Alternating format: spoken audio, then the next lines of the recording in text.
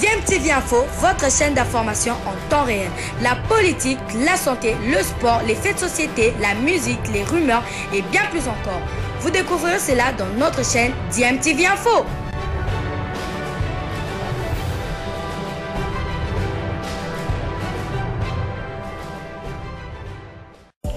Vous êtes sur DMTV, bonjour ou bonsoir, tout dépend de l'heure à laquelle vous nous suivez. Tout plaisir est pour nous de vous retrouver, mais surtout de savoir que vous êtes nombreux en train de suivre votre chaîne YouTube DMTV. DMTV qui vous propose l'actualité, vous propose également des analyses et des réflexions sur des sujets d'actualité, sur des faits sociaux, tout simplement sur des réalités que nous observons ici chez nous en République démocratique du Congo. Championnat national de la RDC, des sanctions en vue après, bien sûr, le derby louchant entre le tout-puissant Mazembe et le FC Saint-Éloi Lupopo. La Ligue nationale de football a donc décidé 24 heures après ce match de suspendre le résultat et de saisir momentanément les recettes de la rencontre en attendant l'examen de rapport des officiels. Pour la Lina Foot, l'objectif est de remettre de l'ordre après le théâtre chaotique sémé lors du derby du sud-est de la RDC où les supporters du club jaune et bleu de Lubumbashi a été donc accusés d'avoir posé des actes de vandalisme au stade TP Mazembe de la Kamalondo. À en croire l'esprit de la lettre de la Lina Foot, les sanctions à l'encontre des auteurs seront sûrement au rendez-vous. De son côté, le FC Saint-Éloi Lupopo reste ferme sur ses bottes en dénonçant une manipulation de l'arbitrage de la part du club noir et blanc de Lubumbashi. En conférence de presse d'après-match d'ailleurs, Mohamed Magasuba n'avait d'ailleurs pas épargné les officiels de la rencontre. Le problème de punition, c'est un problème psychologique. Lorsque l'arbitre déjà donne l'avantage à l'équipe adverse, l'avantage psychologique, c'est en faveur de l'équipe qui a marqué le but. Et les enfants, dans la précipitation souvent, tout ça, ce sont ce qu'on appelle les effets des décisions qui sont pas souvent... Imaginez un peu, le penalty, ok. Mais au moment où on tire le penalty, il y a encore le public sur le terrain. Dans quel pays au monde on peut accepter un but comme ça? Moi, souvent, ça me fait mal de parler d'arbitrage. Mais quand même, nous, on a eu combien de situations de penalty? Est-ce qu'on a sifflé? On n'a pas sifflé. Donc, si on est directeur de jeu, ou on est directeur de jeu, ou on est homme de match pour une équipe, je vous dis sincèrement, on est en train de fausser les résultats. Et ça fait très mal. Parce qu'un entraîneur de football, c'est sa production footballistique qu'il met en valeur. Et nous, on a mis en valeur notre production footballistique. Alors, il faut qu'on laisse le meilleur gagner. Souvent, même si vous êtes le plus grand, mais s'il arrive un match où quand même quelqu'un vous domine de bout en bout, mais qu'on laisse la chance aux autres aussi de gagner. C'est ça le football aussi. Le Popo n'a pas joué seul. Il a joué contre les différents directeurs de match. Ça, je le dis à haute intelligible voix. Chaque match, on cible pour donner des cartons, pour dominer l'équipe. Je vous donne l'exemple. Quand on joue contre Maniamaini, on n'avait ni avant-centre, on n'avait ni milieu de terrain efficace parce que Mika, Michel, tout ce monde-là, ils étaient sous le coup de suspension. Et lorsqu'on a joué avec le tout-puissant Mazembe encore en phase aller, mais on n'avait même pas tous les éléments titulaires de l'axe central. Tous étaient là sous sanction. Donc, c'est comme si on s'est... Dernièrement également, notre avant-centre, le Tanzanien, il n'est pas là aujourd'hui. Pourquoi? Parce que aussi, il est sous le coup de suspension. De qui? Des directeurs de jeu. Moi, je dis Lupopo a joué contre les arbitres. Ça, je le dis et je le répète. Franchement, je ne retire même pas ce mot-là. C'est ce qui est juste et correct. Parce que ce penalty-là, nous, on a eu beaucoup de situations de penalty. Si vous avez la VAR, vous pouvez voir la VAR. Nous avons au moins 3 situations nettes de penalty. On n'a pas sifflé. Et si l'adversaire a un penalty, ok, d'accord. Mais au moment où on tire, il y a les gens sur le terrain. Comment on peut valider un but comme ça? Si l'arbitre central ne voit pas, le juge de touche est là, le 4e arbitre, tout le monde est là. Tout le monde a vu les gens sur le terrain.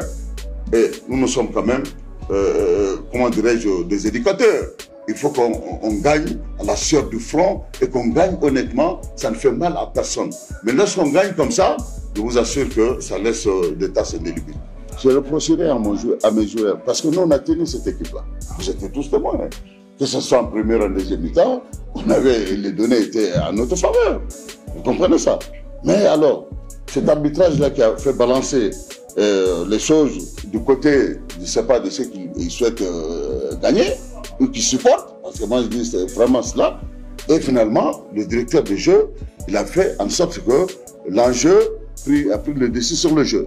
Sinon, sur le jeu, on était nettement supérieur. C'est pas pour un commentaire vain, mais c'est ce qui est de la réalité. Et moi, je remercie encore une fois de plus tous mes joueurs pour avoir produit un football de haut niveau dans une adversité de haut niveau. Ça, c'est très important pour moi. Vous savez, dans le football, il y a des moments précis où il y a des situations précises qu'il faut donner des solutions précises. Lorsqu'on voit que ça ne va pas, on introduit un nouvel élément qui puisse donner du répondant. C'est tout simplement ça. Naturellement, on a amené Lupopo au bout de ses objectifs. Lupopo, sur ses efforts personnels, pouvait faire mieux que ça.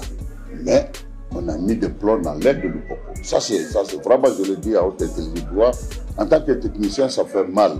Quand vous faites de l'entraînement, vous travaillez dur, et que vous ne méritez pas ce que vous avez produit à la sorte du front, ça fait très mal.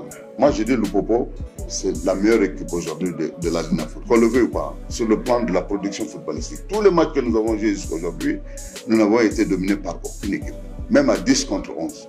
Donc moi, je dis bravo à Lupopo. On nous a calés, tant mieux, mais nous allons en Afrique. Tant mieux aussi. En début de match, il faut dire qu'on a fait une première mi-temps médiocre. Ça, il faut l'avouer. Parce que techniquement, on n'était pas bon. Physiquement, on perdait les duels. Tu avais l'impression d'avoir Vinicius Rodrigo en face. Et puis, je pense qu'ils se sont ressaisis. Parce que peut-être quelque part, dans leur subconscient, ils ont peut-être négligé. C'est pas l'enjeu, mais ils ont négligé. Et ils ont joué avec facilité, alors que ce match-là, d'abord, c'est l'engagement, c'est la volonté, etc., etc. Et l'équipe d'en face avait plus d'engagement, plus de volonté que nous. Et donc, les contres étaient pour eux. Et puis voilà, mais je pense qu'à la mi-temps, quand on les a secoués un tout petit peu, ils ont haussé leur niveau et c'était différent. Voilà, c'était là Mohamed Magassouba, coach du FC Saint-Éloi, Lupopo qui va d'ailleurs jouer ce dimanche à domicile contre les Aigles du Congo. Le FC Saint-Éloi Lupopo est en course pour la 2e place au classement avec l'AS Maniemagnon qui va jouer le même dimanche au stade Joseph Kabila de Kindu contre le tout-puissant Mazembe qui est déjà sacré champion de cette cette édition du championnat national de la RDC. Et puisqu'on parle de la Ligue 1, vous le savez, on joue également pour les play-downs de ce championnat, les play-downs, qui est une phase qui oppose les équipes qui ne se sont pas qualifiées pour les play-offs. On va jouer dans le groupe B ce vendredi 24 mai au stade Père Raphaël de la Quétule à 11h30. Céleste FC qui était battu lors de sa première sortie par Desampi jouera contre Étoile du Kivu, battu par forfait par Rangers lors de la première sortie mercredi. Rangers en deuxième explication à 13h30 jouera contre l'OC Renaissance du Congo qui avait perdu son premier match contre Kouya sur le score de 3-1. Et en dernière explication à 15h30, Kouya Sport va donc jouer contre le Daring Club Motema Pembe.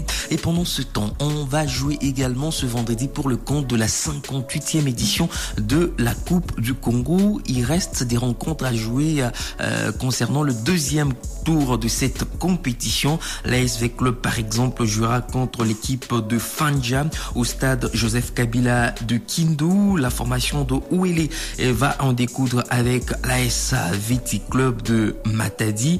Et à l'issue de ces rencontres, on va directement jouer le 28, 29, 30 mai 2024 pour le compte des 8e des finales de cette compétition. D'ailleurs, la Fédération Congolaise de Football Association a procédé hier au tirage au sort de cette étape de la compétition. Le Daring Club Virunga, qui est ici à Kinshasa, jouera contre le meilleur perdant de cette étape de la compétition, le meilleur perdant que nous connaîtrons à l'issue des rencontres qui restent à jouer. Beni Union, qui a éliminé FC MK à Goma, jouera contre FC Chikas de Mbujimayi. Céleste FC va en découdre avec Beni Sport. L'Olympique Club Bukavu Dawa croisera les bottines avec TP Clinique. L'Olympique Club Renaissance du Congo jouera contre FC Umoja déjà. Le dernier club Motema Pembe, le vainqueur du match DSMP Ajiki, jouera contre FC Tanganyika. Et je l'ai dit, le vainqueur du match Ouele Veti Club jouera contre FC Nouvelle Vie Bomoko qui a battu par un forfait le tout-puissant Mazembe lors des préliminaires de cette 58e édition de la Coupe du Congo.